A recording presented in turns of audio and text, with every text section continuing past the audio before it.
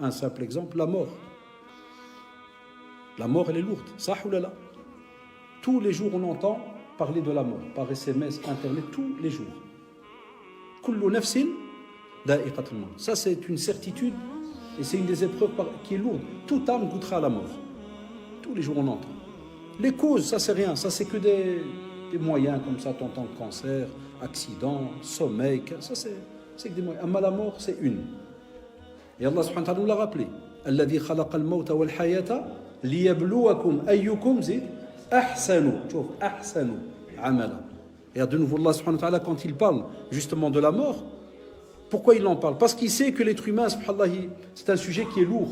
On a toujours peur de quitter, entre guillemets, cette terre, et on a toujours peur de quitter ceux qu'on aime. C'est un sujet qui est lourd.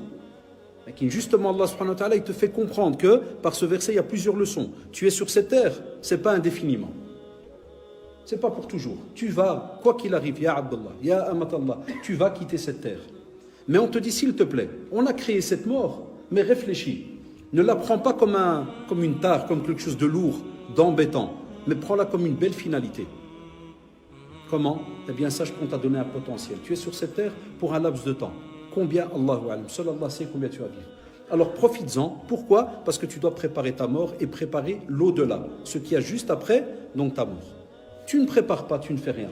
Comment tu veux comprendre que justement Allah subhanahu wa ta'ala attend de toi d'être celui qui se conduit encore mieux?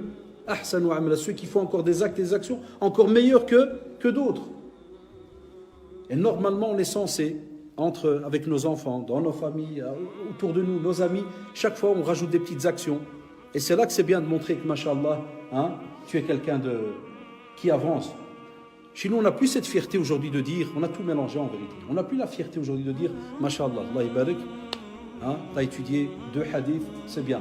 Petit cadeau, kada, toi combien t'en as fait? Et puis l'autre qui dit à son copain, moi alhamdoulilah j'en ai fait. Tout ça on n'entend plus aujourd'hui. Oui, on entend dans la PS 2018, je suis arrivé au level 24 et j'ai déjà acheté 22 joueurs et la semaine prochaine j'achète Tottenham et compagnie. Ouais, ça les levels, tout ça, à l'aise.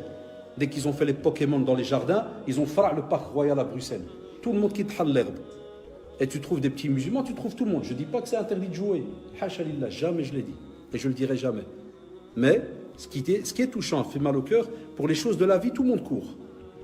Mais quand il faut s'asseoir et donner une petite heure, 3/4 d'heure, une demi-heure, regardez combien pour te sauver ton âme, pour le jour de la rencontre d'Allah subhanahu wa ta'ala, là ça devient lourd.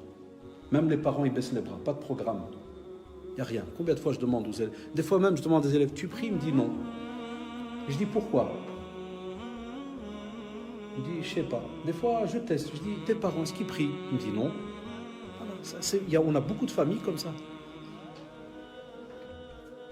Après, vous allez comprendre l'épreuve quand alors elle commence à toucher nos familles au fur et à mesure. C'est pour ça que dans la question que vous avez vue sur Facebook, dans le titre avec Philippe, on a mis l'épreuve, punition ou bienfait. La preuve, il y a déjà même une personne qui avait répondu sur Facebook en mettant je vois ce que c'est ou bien je sais ce que c'est, et alors ils mettent des petits émoticônes avec des pleurs, comme pour dire c'est directement peut-être, moi j'essaye d'interpréter que c'est directement pour l'aspect qui fait pleurer, qui est peut-être négatif. Là, ça dépend comment tu es sur terre. Si tu as une belle relation avec Allah subhanahu wa ta'ala, wallahi tu serais heureux quand un petit là te touche, je dirais alhamdulillah, c'est qu'il y a un bien.